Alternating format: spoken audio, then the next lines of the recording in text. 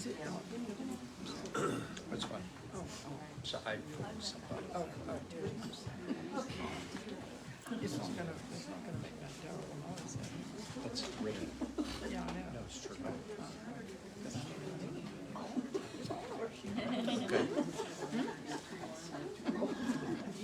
One or two more seats up front here and maybe not over there anymore.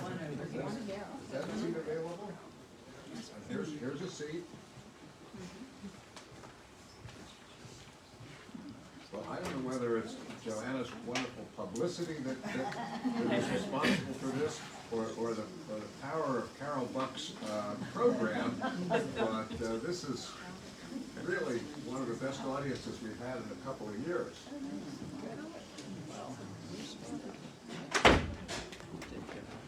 Oh, we do have a few more seats, okay. Were there any more there, Carol? Yeah, there's a couple more. Okay.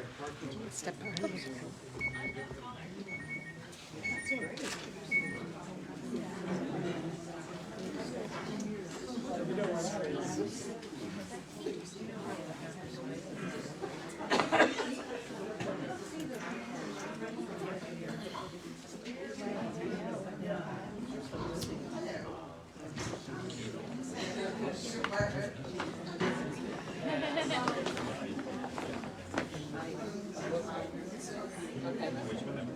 Yeah, well, I sent the grandkids colors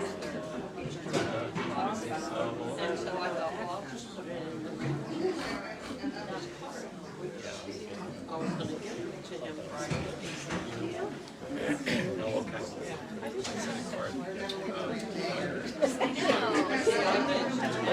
And so I thought, well,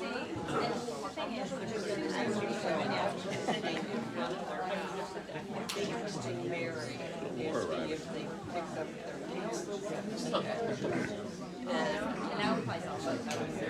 yeah, and that way, if they already had their yes. So I have to say, they pull a brush on me. Yeah.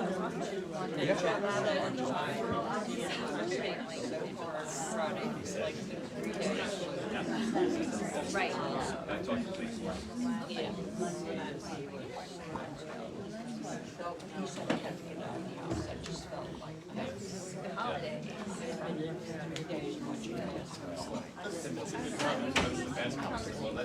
Yeah. Yeah.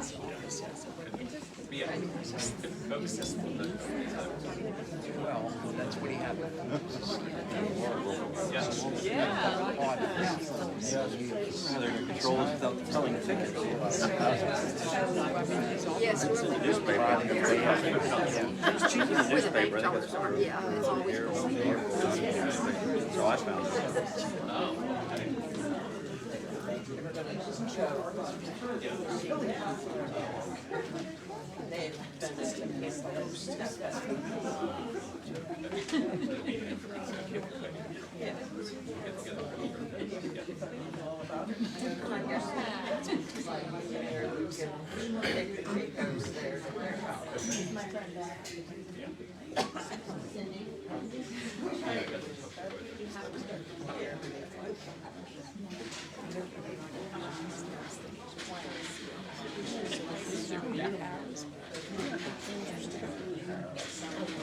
They're not going to take them. So I'm trying to get a whole place full of. That's a good idea, rather than throw them away.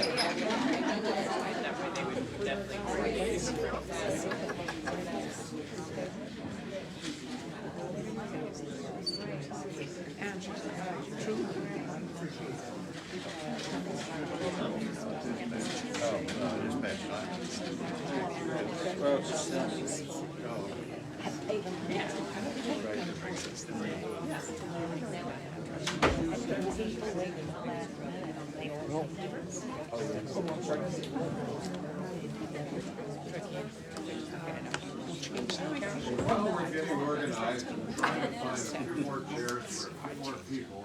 First of all, thank you for bearing with us and thank you for showing up tonight. This is wonderful. Let me explain a little bit about the the accommodations.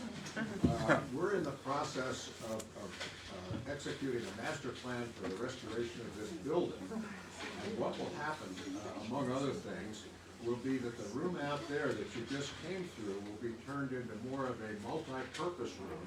And when we have a larger audience than can fit in here, we'll be able to have them out there. And actually the center check writing stations that are down the middle of the room, the beautiful ornate marble check writing stations, are going to be put on wheels so you can move them and have a big audience there. This room, the reason we have this here and not all the way back is the kitchen is going to be moved from the corridor to behind this screen. So we're pretending that this is the new size. Well, you know, normally we get 15, 20 people if we're lucky for a program. So I said to Joanna, let's set up the red chairs for, I think, what do they have, 45 chairs, Joanna? She's getting more chairs. And I thought that's going to be triple what we need. And look at this. So anyway, I hope we can accommodate you one way or another. We want to thank you for coming. And it's just 6 o'clock now, and going to wait till she gets back because she's going to produce this on Facebook Live. So we'll have another audience of as many as probably several hundred people watching this remotely. So this is just amazing. I'm really thrilled that we can reach such large audiences in person and virtually all at the same time. I have it going. You ready? I have it going, Okay. so. So now we're ready to get started. If everybody, I'm sorry, I think that's about all we can accommodate chair-wise, but welcome. I'm David Morrison, the Executive Director of Historic Harrisburg Association, and this is part of our long-running Fourth Monday educational series going back 50 years. Historic Harrisburg was founded in 1973, and we've been doing programs pretty much on and off on the fourth Monday of not every month, but many months, and this is really one of the most successful. So before we get started, I have a few quick things I want to announce. In the back of the room there on the small table, there are a couple of things I want to point out to you. Our calendar of events looks like this. If you're interested in coming to future events, we've got some exciting things coming up, including, now this is not the fourth Monday of the month, but it's 2 weeks from tonight, on Monday, April 8th, and it's going to be a special program, not here at this building, because we think it will also be very popular. It will be in the auditorium of the State Museum of Pennsylvania, and it's going to be a panel program called The State of Preservation in Pennsylvania. And the speakers are Julie Fitzpatrick, who is the Executive Director of the Pennsylvania Downtown Center. That's the organization that's headquartered on the second floor of this building, statewide organization. And also Mindy Crawford, who is Executive Director of Preservation Pennsylvania, another organization which is virtually headquartered here in this building. They work from home remotely, but this is their headquarters for delivery of mail and to have an official recorded address for when they want to have meetings or special events. They could use our building for that. And then the third organization is the State Historic Preservation Officer, SHIPO we call it. That's part of the Pennsylvania Historical Museum Commission, just a couple of blocks down 3rd Street. And they're the statewide organization for overseeing historic preservation and getting your property listed on the National Register of Historic Places and providing consultation and so forth.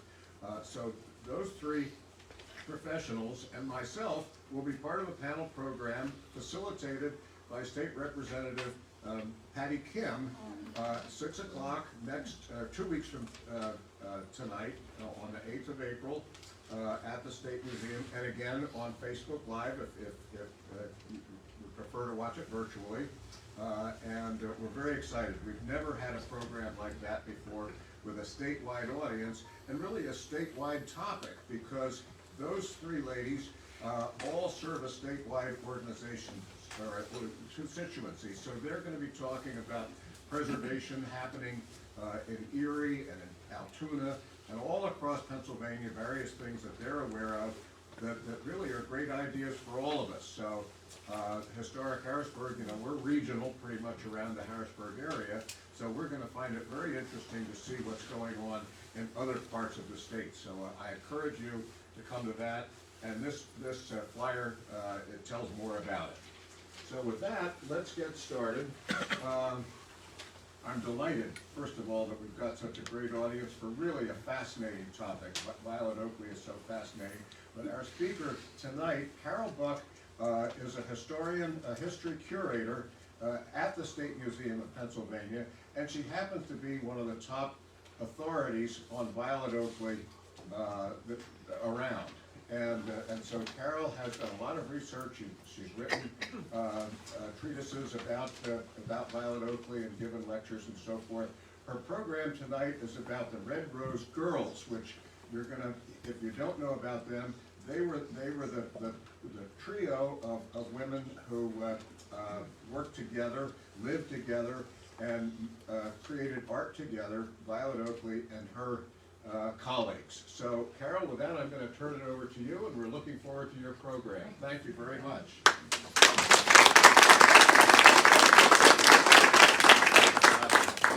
Again, thanks everyone for coming out today.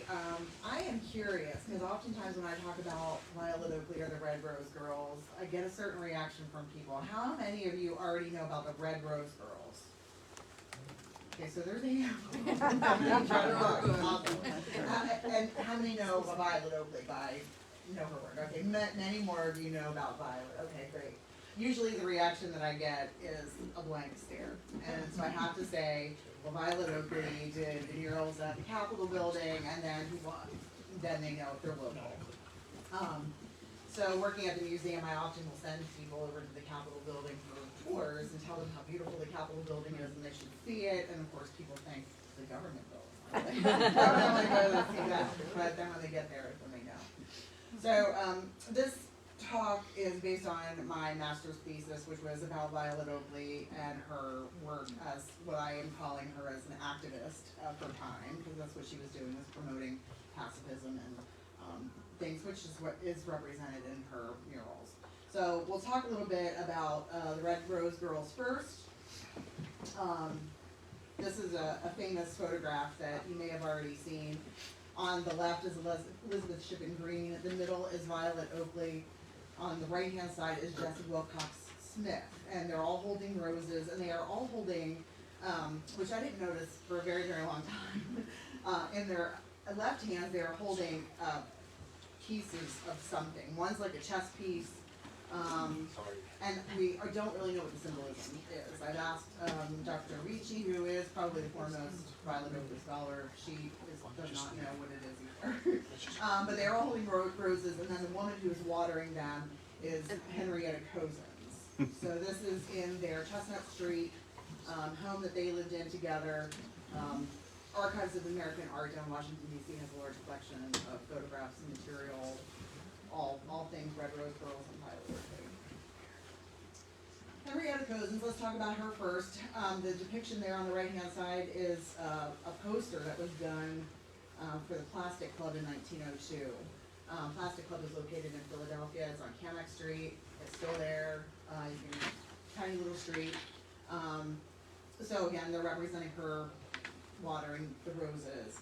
So Henrietta Cozen was 1889 to 1956. She was not an artist. She was a horticulturist, which is appropriate for the Red Rose Girls. She moved in with them around 1902, and that's when they moved to the Red Rose Inn, which is what gave them their name, the Red Rose Girls. She was considered their wife. She was their caretaker. She was the person that watered them, fed them, prepared them while they were off doing their art. This is an article quote from Lippin Pod's Monthly Magazine in 1900. The chief obstacle to a woman's success is that she can never have a wife. Times have changed, obviously. Just reflect what a wife does for an artist. Darns his stockings, keeps his house, writes his letters, visits his benefit, wards off intruders, is personally suggestive of beautiful pictures, always an encouraging and partial critic. It is exceedingly difficult to be an artist without this time-saving help. A husband would quite be useless. He would never do any of these disagreeable things. So Jessie Willcox Smith will be the next lady that we'll talk about. She's 1863 to 1935, originally from Philadelphia. She was a kindergarten teacher who kind of backed into discovering her knack for art.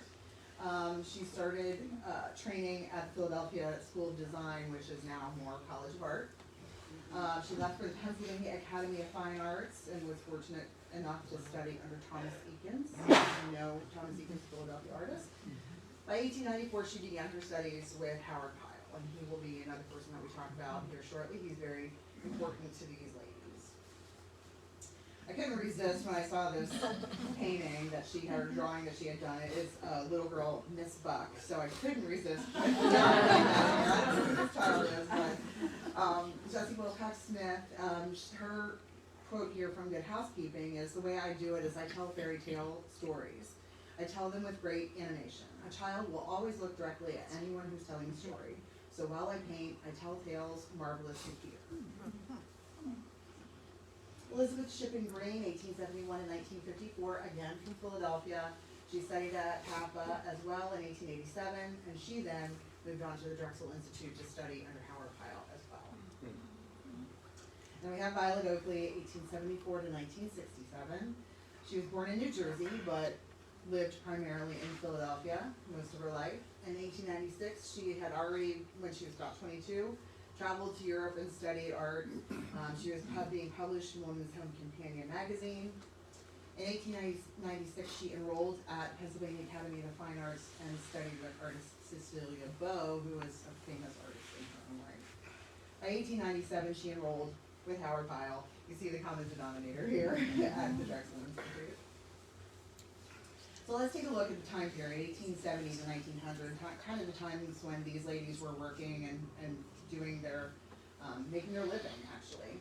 The photograph here on the left is of Thomas Eakins' life study class at the Pennsylvania Academy of the Fine Arts in 1876.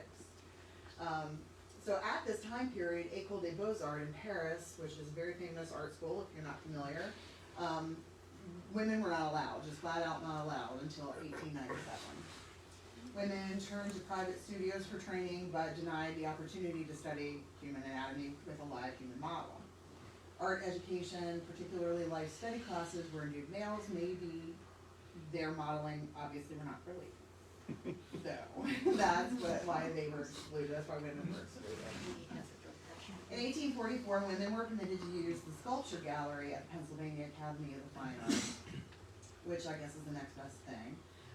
Since they didn't have the integral training that men would have, you know, the do's and don'ts in art, they were excluded from commissions like the important Prix de Rome, which allowed them to have a scholarship and study abroad.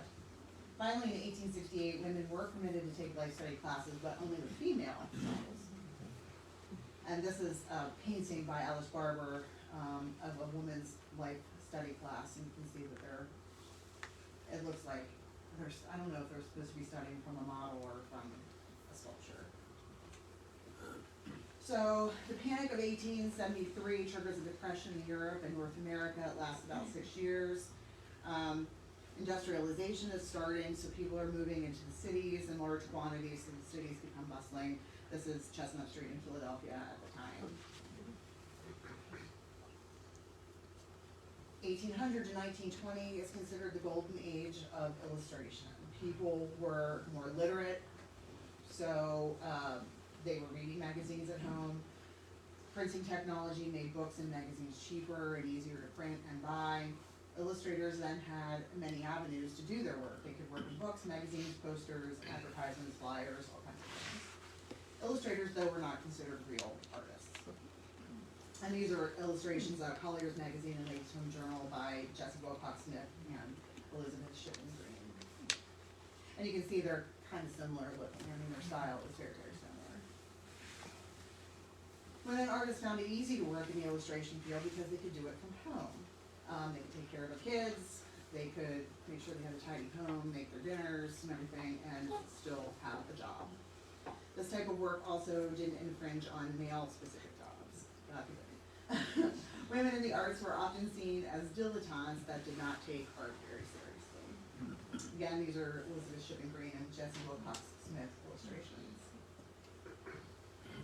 This is Studying and Succeeding in Art, a quote from New Ideas Women's magazine in 1906. Has it ever occurred to you how few men draw children than they do anything else, and how few women draw anything else as well as they do children? And this kind of makes sense when you look at what they were illustrating in these types of magazines and things like that. And we'll talk about some of the male artists during the time period too, and you'll see how different their art is.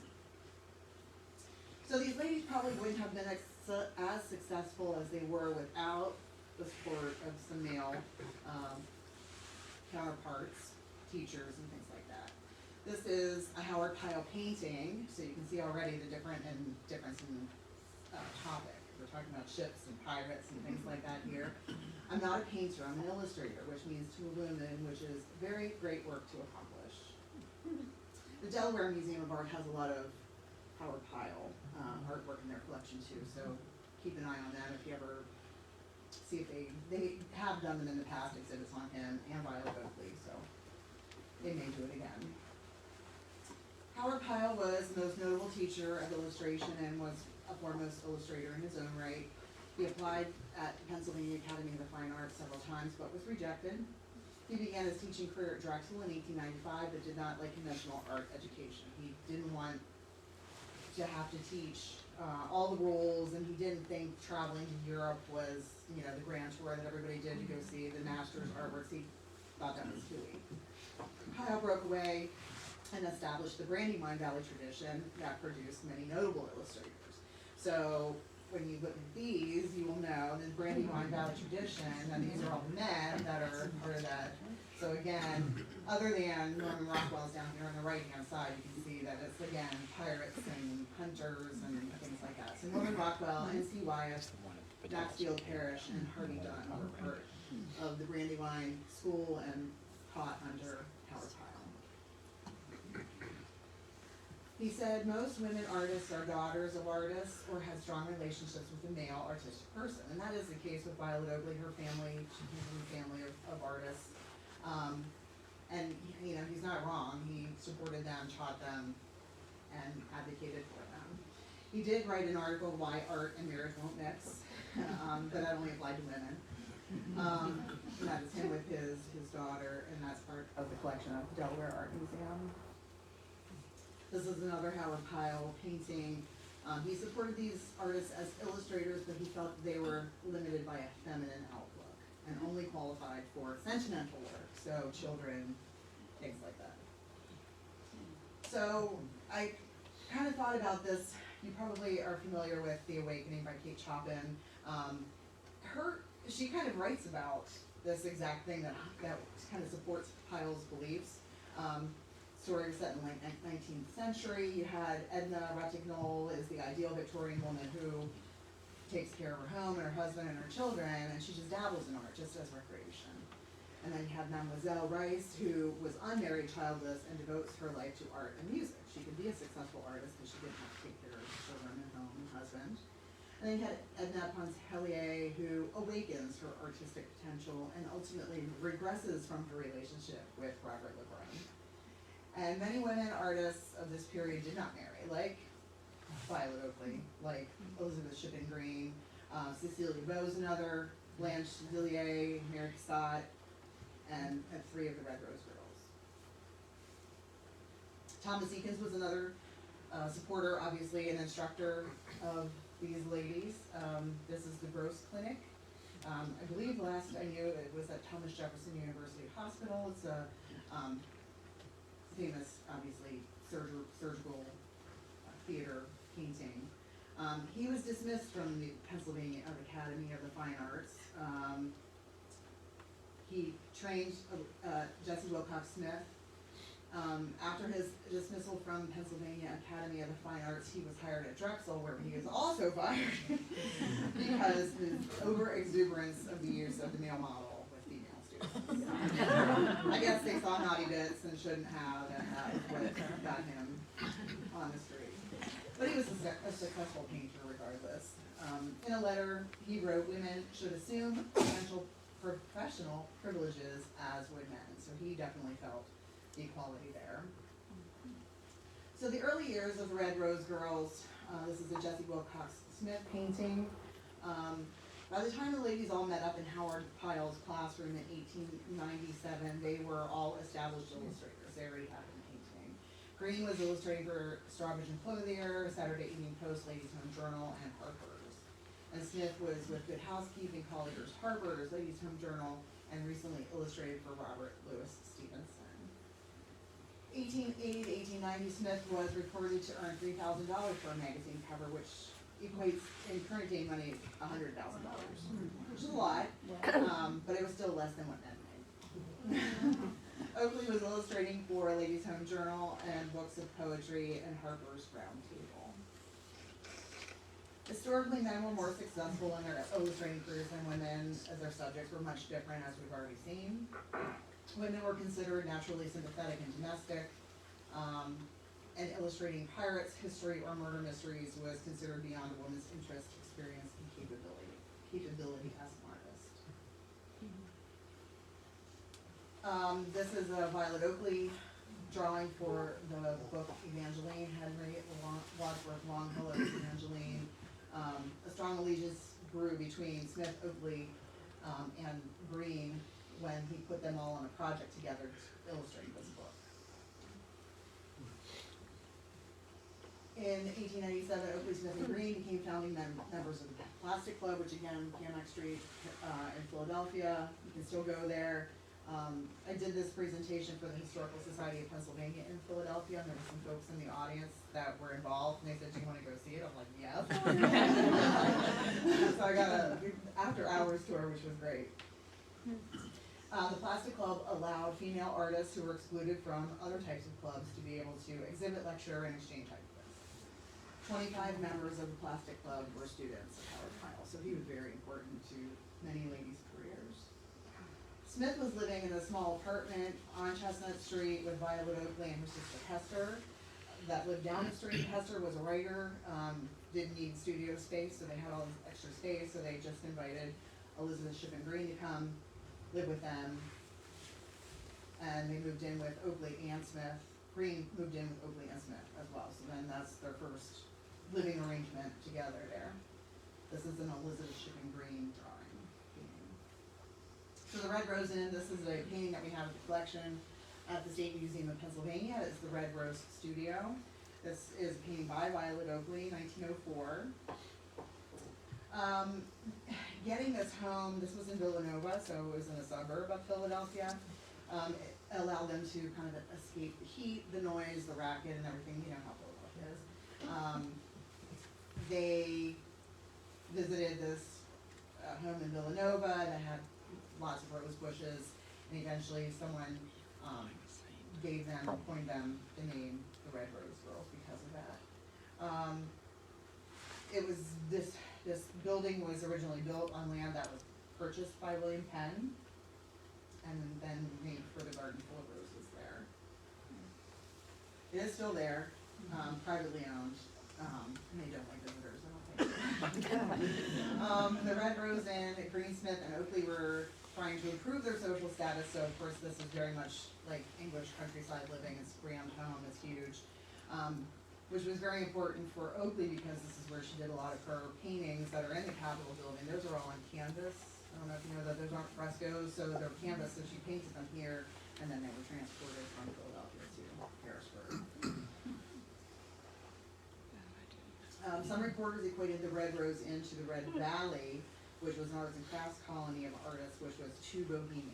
These ladies wanted to be more upscale than that.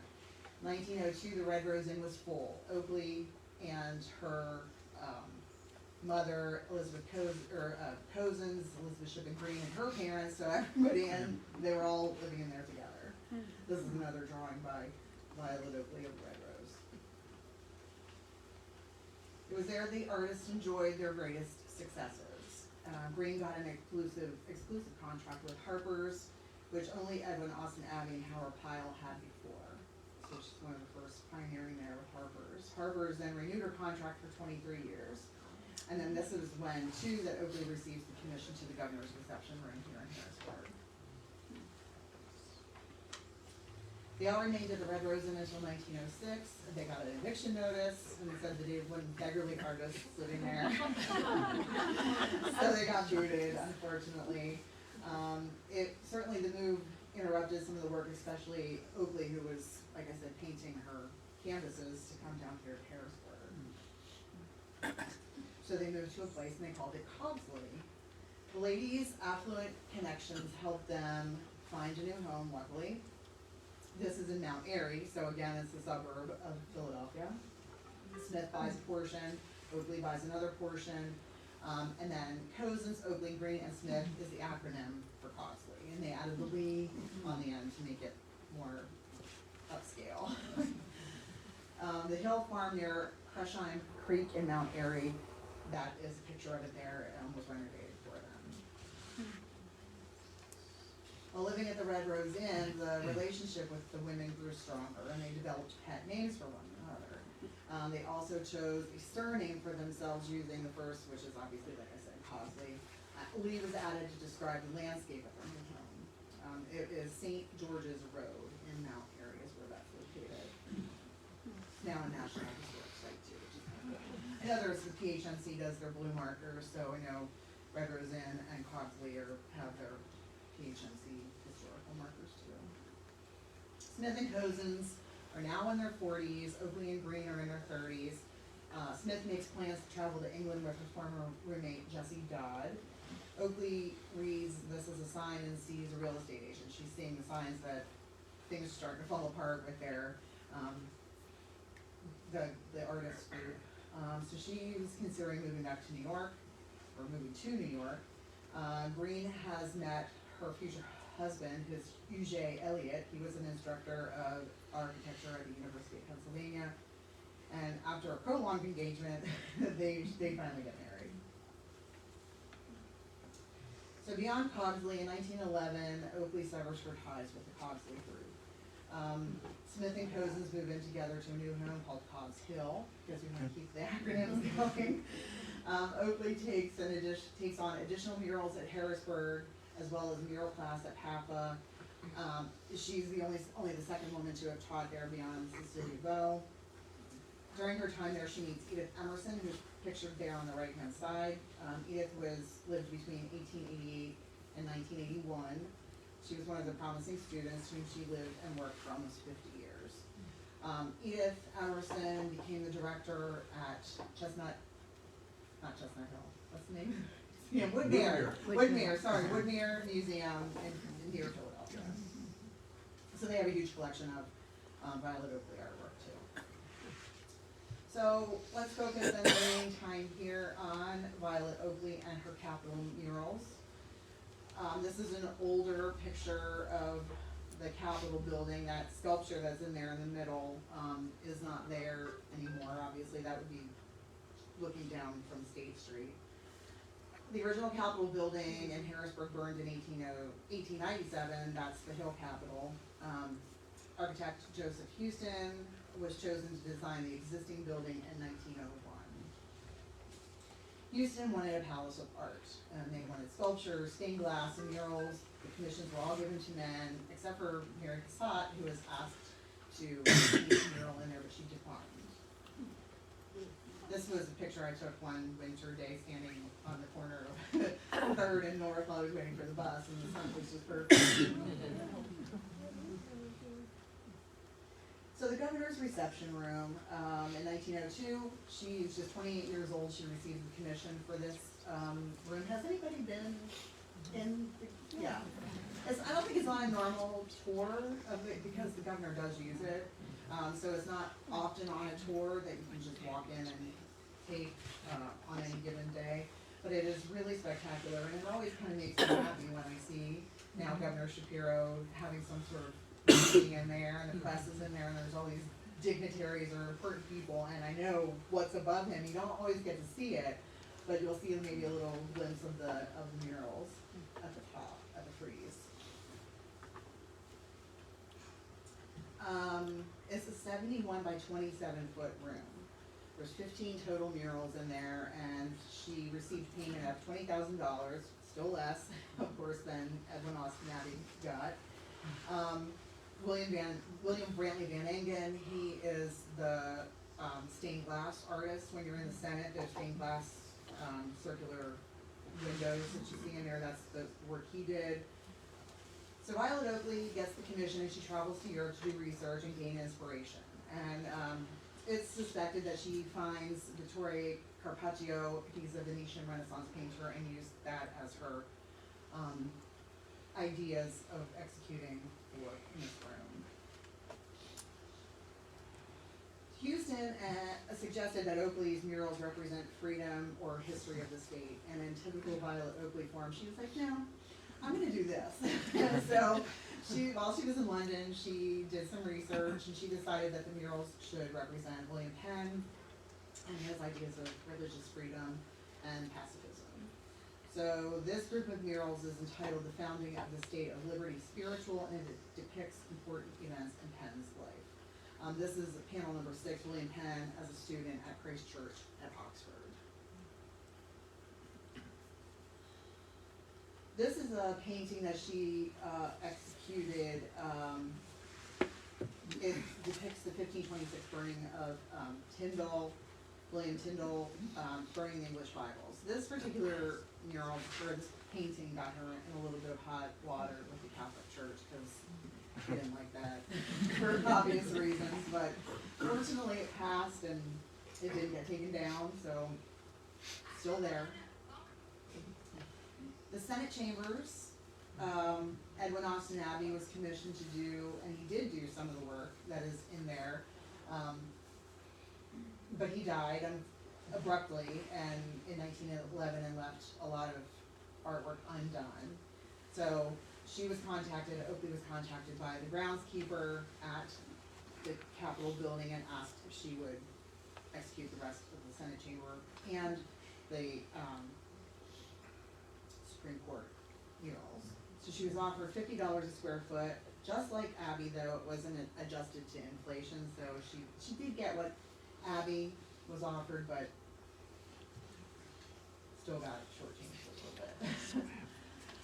So this is a picture of Violet Oakley. You're familiar with the giant blue lady that kind of drapes the center of that mural in the Senate. People often ask about how she's dressed. Obviously, she wasn't actually painting. This was pretty much a staged picture, because she wouldn't have been painting a mural in a dress. She wasn't painting the murals in there anyway. She was painting them at home. So the mural painting was considered a man's work because obviously they're enormous and vigorous work.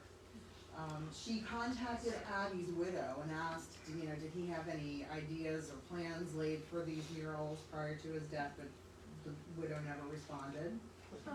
So the murals were completed by Oakley with the vision of Quaker pacifism and world peace. So international unity and understanding is 44 feet wide and represents the idea that peace and love are stronger than war. It is suspected that this image by Domenico Ghirlandaio, who was also a Renaissance painter, may have given her the inspiration for that figure at the center of the Senate murals.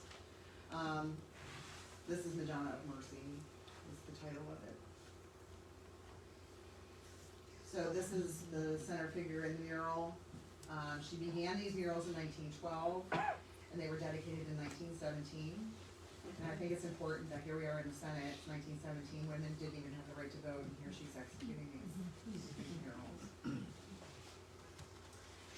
Sorry, this one's cut off a little bit, but just to the right-hand side of the blue lady, this green, red, and blue figure here is Dante, the Italian poet, and he's pulling fruit off the tree beside her and handing it to other people.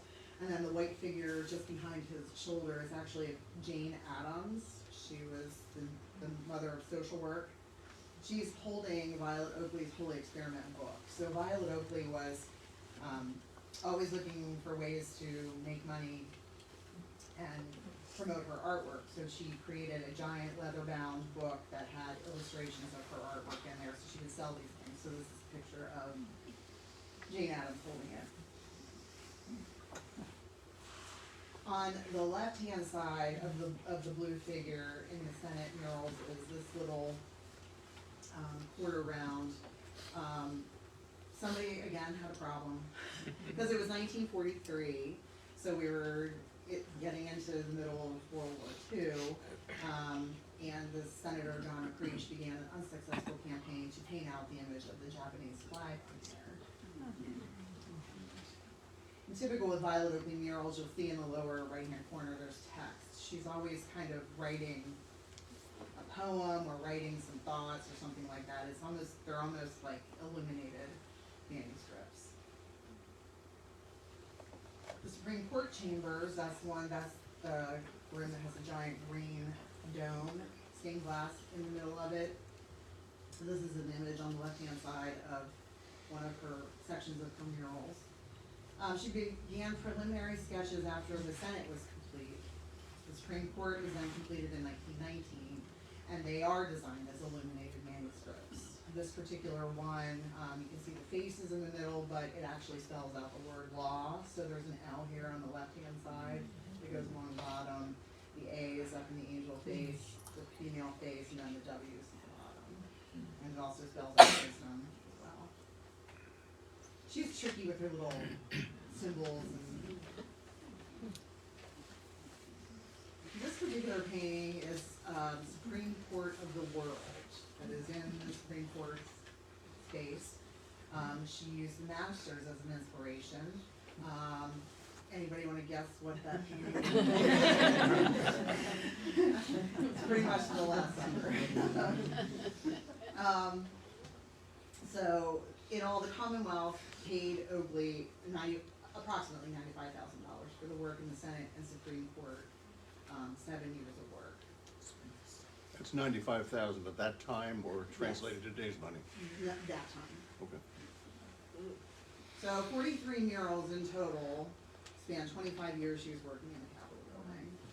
So she earned over around $100,000, which is an unprecedented amount for a woman at that time. So if you would like to go visit Violet, she is at Greenwood Cemetery in Brooklyn, New York.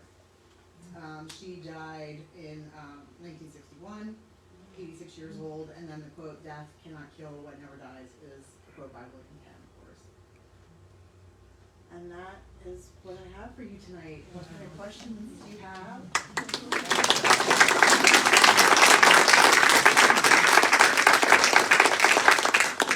Questions for Carol? I see a hand I saw a back couple there. hands there. Go ahead. You go ahead, yeah. In what I read, they would pay the men ahead of time, and they didn't want to do that with her, and she said she wanted the money. That sounds like her. I didn't From know. what I know, it certainly sounds like her. Yeah, she probably thought, what the heck? Everybody else is, yeah, I get paid. Let's go, Kathleen. Shippen from the Shippens of Philadelphia, the original family. She was from She Philly. was related to them. My other question is, a lot of those illustrations are very lush. Yes. What is the earliest color illustrations that we see in printing, do you know? Well, if you go back. Who knows?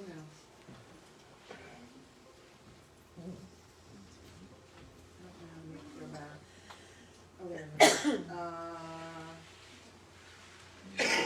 The time, here, the golden Like age of right there. illustration, we got like 1880 to 1920. Okay. So I would say 1880 is approximately when they started, but they are, you're correct, they're very lush, they're all very like jewel toned, and you can see the similarities between, Violet Oakley continued to have a very illustrative style, even with murals here in the Capitol, they were outlined and it was kind of just looked like this. Yeah. Okay, thank you. Yes. Well, I understand that the gentleman who died, who was commissioned. Edwin Austin-Abbey? Yes. You know, she just didn't have it handed to herself. I thought I don't know if you can elaborate a little more on kind of what happened, because, you know, he had to die for her to even be considered, and Right, sort he of would more- have executed those murals. correct, but he died, and that unfortunately for him, but it gave her an opportunity, but it didn't just happen for her, is what was, I understand. Yeah, she has still had to kind of work for it, unfortunately. I mean, I think that is the idea, is that, well, he died, so she got murals. It was like kind of just, well, sure, but I don't think that that was the case. Correct, I don't think it was that simple either, yeah. She pretty much had to fight for everything, which, I guess, at the time. Were the murals shipped in pieces, or? They would have probably been rolled, I would imagine. I would imagine too, because they were Yeah. huge, and they Yeah. had to ship them. Yeah, yeah. I Okay. mean, they're pieced, that Senate mural isn't one piece.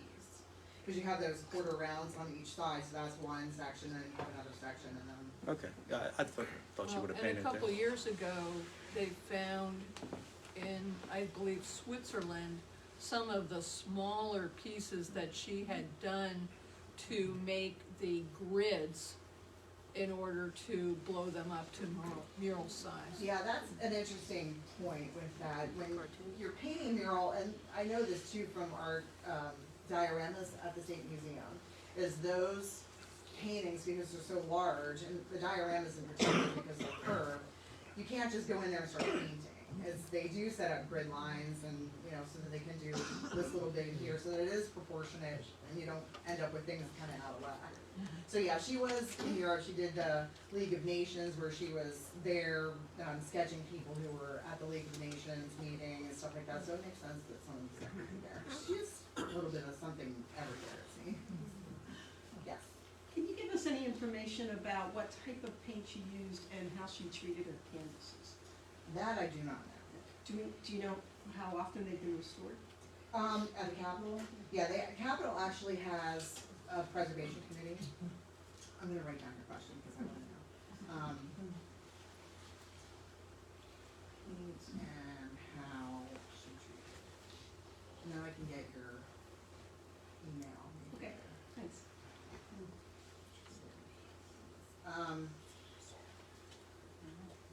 So there's a Capitol Preservation Committee, at the Capitol building, and they kind of are responsible for anything that's art related in there. The tiles, the Mercer tiles, any of the things in the rotunda, the paintings in the rotunda, the stained glass, et cetera. So I think they did the last preservation maybe in the 80s. I know, In the rotunda, the lunette, Yes. they were all restored because they were very heavily damaged from moisture. yeah, because I think those might be frescoes. They might be right on the Yes, plaster. that's correct. I think. I know Jason Wilson, that's the historian at the Capitol building, has told a story about someone, while they were doing preservation, who was coming through the back of those Senate murals and went right through the canvas. I don't think it was a huge hole, but it was another repair that needed to be done. Yes. I had understood that in addition to her regular compensation, she was granted the right to market copies, framed copies of which income came directly to her. Is that true? Yeah, that would have been like the book that Jane Addams was holding.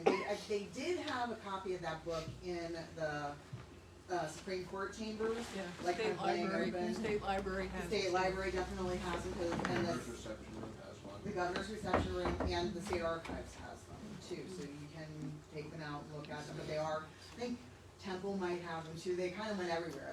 She would send letters to people and say, dear so-and-so, would you be interested in buying my book? 'Cause, you know, she had to do her own marketing. She didn't have a team, it was her. Yeah.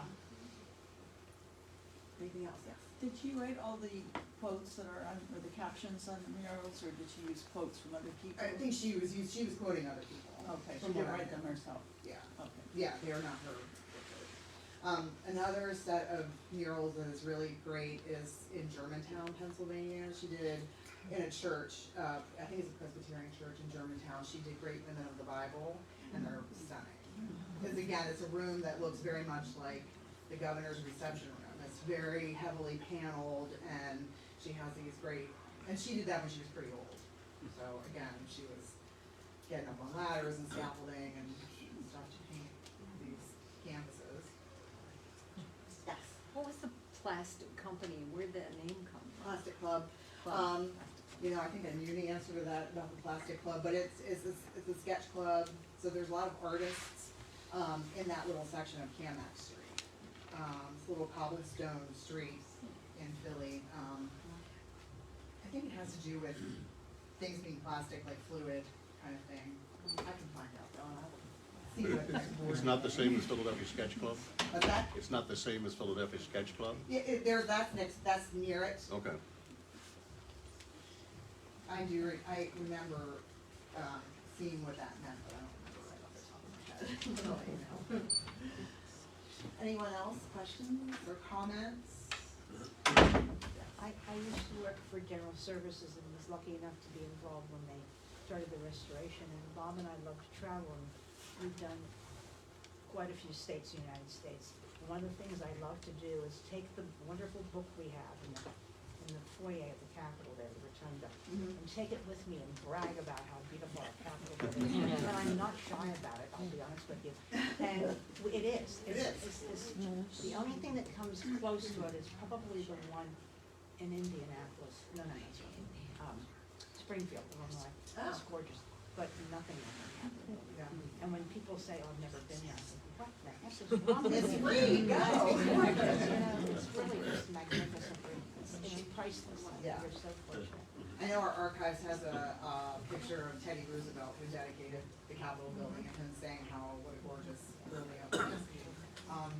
I do want to mention that there is a guest here with us today, I'm going to single you out. This lovely lady, Cindy Dolecki, did I tell you to say your last name right? She wrote a play, she is a playwright, she wrote a play about Violet Oakley. That was done in the Capitol building, it was done in the Little Theater of Mechanicsburg, it was done open stage, yep. So I don't know, would you like to say anything about your play and? I don't want to say anything about the play, but about Violet Oakley, how I came to love her, and the fact that she was eccentric in her behavior. She wore, because of her name, she wore purple almost on a daily basis. And I think that attracted me to her as a writer, because I tend to like purple, like and she also was known as dressing in a Victorian way of dress until she died. And there was a comment made, I guess there was somebody in the neighborhood, they were throwing some kind of soiree, and somebody said, well, there she is again tonight in the living room drapes. She was very, she was adamant, she had to be her own advocate as far as money. And my research showed too that whenever Mary Cassatt had been asked first, that Mary Cassatt declined Joseph Houston's offer because she had heard some rumors of fraud, which ended up being true. It's true. You can't imagine that, but whenever she was offered to do invited to do the murals for the governor's reception room, it was the smallest room in the Capitol and would not get much public access. So to me, it just spoke, okay, they're throwing a woman artist a bone. Right. But I do love it, don't you love it when you see Governor Josh in there and yes. And like you, I just see the paneling, I don't see many of the murals above it, but yeah. Yeah, so if you ever get a chance to and you've never been to the governor's reception room, it's really pretty cool. Anything And else? I'll mention, just a comment, my great-grandparents lived in Mount Airy, about a mile from Cogsley, and they knew the Red Rose Girls very well. My great-grandmother would visit them to talk about things and take things to them and so forth. My great-grandfather was a magazine publisher, and so he occasionally commissioned illustrations for the magazine, which was called the Farm Journal. And some of the, not very often did they have full-color printing in those days, but when they had a special edition or something, very often, they also went to Maxfield Parish, but they went to Violet from time to time. Nice, yeah. She did stained glass in churches. There was a church in New York that is demolished now, but she did stained glass. She did stained glass for people's home. Wealthy people in Philadelphia had stained glass in their home that was done by her. She was kind of all over the place. She was her biggest advocate, but she must have worked tirelessly. How did she end up in Brooklyn for interment? Her family's there. There's other Oakleys in that area right there. I always wondered that too until I went there. And I said, oh, there's her family members are there too. So that's such a fabulous cemetery. If you love cemeteries like I do, go. I have family there. If I were to take a tour of the Capitol, is there any special tour that I would take that would take me into the rooms where her paintings are? They always, I think, unless there's something going on in one of those rooms, you always get into the Supreme Court and you get into the Senate. And the House of Representatives, And the House, too. yeah. But the governor's reception room, you would have to, I don't know, do you know how you would get in there? You'd have to probably get special. We've made arrangements from time to time for special tours. We could do a historic Harrisburg tour, I think, pull a few strings. How many people would be interested? Okay. Not sure when, but we'll work on it. It could be by appointment. Since it's restored. Yeah. We could do that.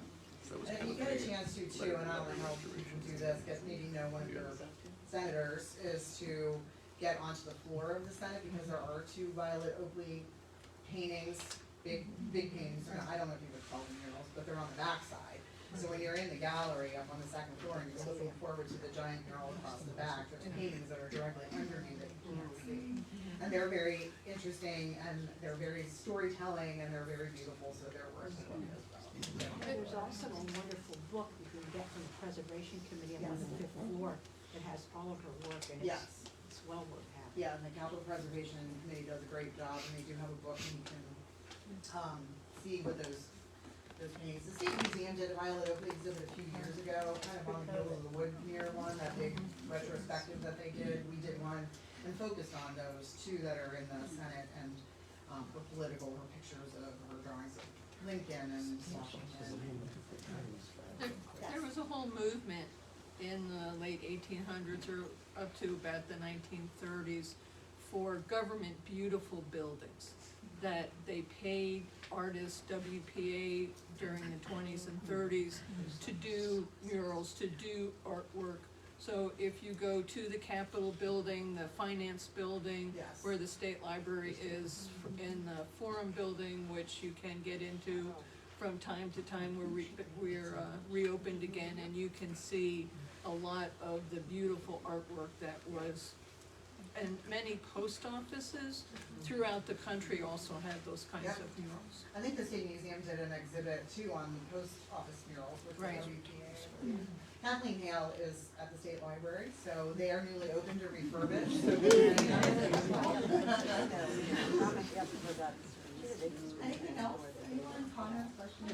You can come for, people are welcome to come for a tour of the State Library. We are open Tuesday, Wednesdays, and Thursdays from 10 a.m. in the morning till 4 p.m. in the afternoon. Wednesdays we're open till 8 o'clock. We welcome the whole world. In order to take a book out though, you have to be a Pennsylvanian. But otherwise, just come in and see the beautifully restored areas. I need to come see you. I've been there so much.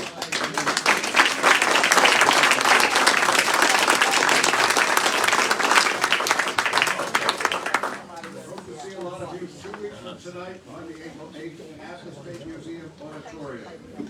The State of Preservation. Yeah. Thanks for coming.